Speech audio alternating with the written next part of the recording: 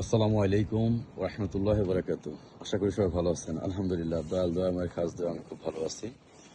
আমার বাড়ির পাশে ছোট্ট সবজি বাগানে আমি কিছু গাছ রোপণ করছি, আমি আপনাদের সেগুলো দেখাবো। তো এগুলো তো পুদিনা পাতা গাছ, 2 বছর আগে রোপণ করছি, এখনো এটা আছে, এটা আজীবন থাকবে।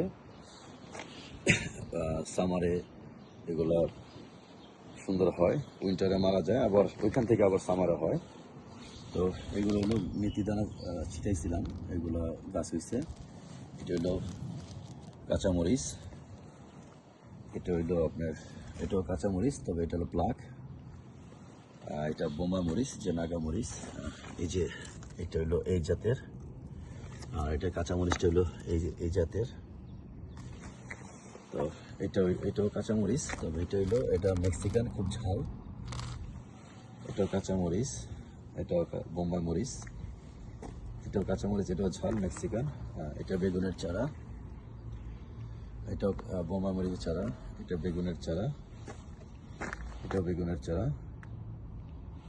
আর এখানে কিছু ডাটা ছিটাই দিছি, ডাটার বীজ ছিটাই দিচ্ছি।